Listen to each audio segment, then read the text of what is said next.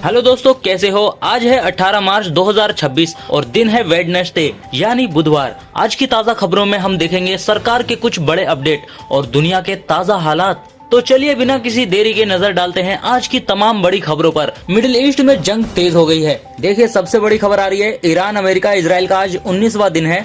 Israel ने Iran के top security chief Larijani को मार गिराया है, जिस वजह से ईरान का काफी नुकसान हुआ है। यही तेल की कीमतें आसमान छू रही है, अब $153 प्रति बैरल तक पहुंच गई है। पूरी दुनिया में तनाव है और युद्ध फैलने का खतरा बढ़ गया है। भारत इस जंग से सीधा प्रभावित है क्योंकि हार्मुज स्ट्रेट बंद होने से तेल और गैस की सप्लाई मुश्किल हो रही है। वहीं खाड़ी देशों में भी भारतीय नौसेना ने अपने जहाजों को स्कॉट करना शुरू कर दिया है।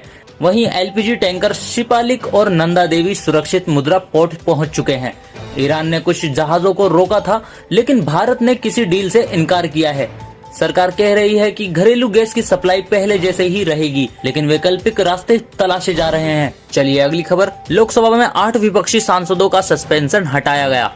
लोकसभा में आज वॉइस वोट से 8 विपक्षी एमपी का सस्पेंशन खत्म कर दिया गया। एमपी पहले सस्पेंड हुए थे, अब वे वापस सदन में आ सकेंगे। एक तरफ बजट सेशन चल रहा है और अप्रोप्रिएशन बिल पर चर्चा हो रही है। देखिए अगली बड़ी खबर लद्दाख से, जहां लद्दाख में कारगिल और लेह में बड़े प्रदर्शन हो रहे हैं। लोग लद्दाख को राज्य का दर्जा और 6th शेड्यूल में शामिल करने की मांग कर रहे हैं। सितंबर 2025 के बाद पहली बार इतना बड़ा प्रदर्शन हुआ है। आपको याद ही होगा, अभी कल ही सोनम वांगचुक जेल से रिहा हुए हैं और उनके रिहा होने के बाद ही इतना कुछ हो गया है। देखिए अगली बड़ी खबर थोक महंगाई दर। फरवरी में थोक मूल्य सूचकांक आधारित महंगाई दर 2.13% हो गया है, जो 11 महीनों का सबसे ऊंचा स्तर है। खाने पीने की चीजों और क्रूड ऑयल की बढ़ती कीमतों से ये हुआ है और बताया जा रहा है आने वाले महीनों में ये और बढ़ सकता है। चलिए अगली बड़ी खबर बिहार से। बिहार में राज्यसभा चुनाव में एनडीए ने सभी 5 सीटों पर जीत हासिल की है। बिहार राज्यसभा में 5 सीटों पर एनडीए ने क्लीन स्वीप किया है। विपक्ष ने एमएलए खरीदने का आरोप भी लगाया।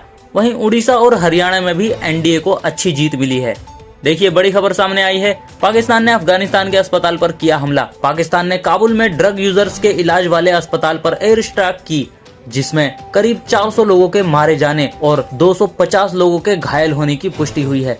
भारत ने इसकी कड़ी निंदा की है। वहीं तालिबान ने कहा है कि पाकिस्तान की इस बर्बरता का जवाब जल्द ही दिया जाएगा। चलिए अगली बड़ी खबर देख लेते हैं। फिनलैंड के राष्ट्रपति ने ट्रंप से कहा है कि अगर हिंदुस्तान के पीएम मोदी चाहें तो ये जंग रुक सकती है। जी हाँ दोस्तों, फिनलैंड के राष्ट्रपति ने रशियन डायलॉग में कहा है कि भारत पीएम मोदी के जरिए शांति के लिए मध्यस्थता कर सकता है। ट्रंप को दिल्ली कॉल करने की सलाह दी गई है। देखिए दोस्तों, भारत को ग्लोबल पीस ब्रोकर के रूप में देखा जा रहा है, यानी कि अगर चाहे तो भारत इस जंग को रोक सकता है।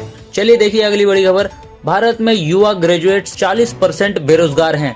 जी हाँ, ये मैं अपने पास से नहीं कह रहा हूँ, ये एक स्टेट ऑफ वर्किंग इंडिया 2026 की रिपोर्ट है, जिसके मुताबिक भारत में 40% युवा ग्रेजुएट्स बेरोजगार हैं, यानी नौकरियां बढ़ नहीं पा रही हैं। और अगर ऐसा हुआ तो इनके हिसाब से 2030 के बाद वर्किंग एज पॉपुलेशन घटने लगेगी दोस्तों, यानी कि नौकरियां घटने लगेंगी और लोग ज्यादा अवधि के लिए बेरोजगार दिखेंगे। तो इस वजह से बेरोजगारी की पॉपुलेशन बढ़ने लगेगी और वर्किंग पॉपुलेशन घटने लगेगी। चलिए बड़ी खबर देखिए, सुप्रीम कोर्ट में उद्योग की परिभाषा पर सुनवाई। देखिए सुप्रीम कोर्ट में औद्योगिक विवाद अधिनियम के तहत उद्योग शब्द की परिभाषा पर 9 जजों की बेंच सुनवाई करेगी। ये केस बहुत पूर्ण रहने वाला है क्योंकि इससे लेबर लॉ और कंपनियों पर बड़ा असर पड़ेगा।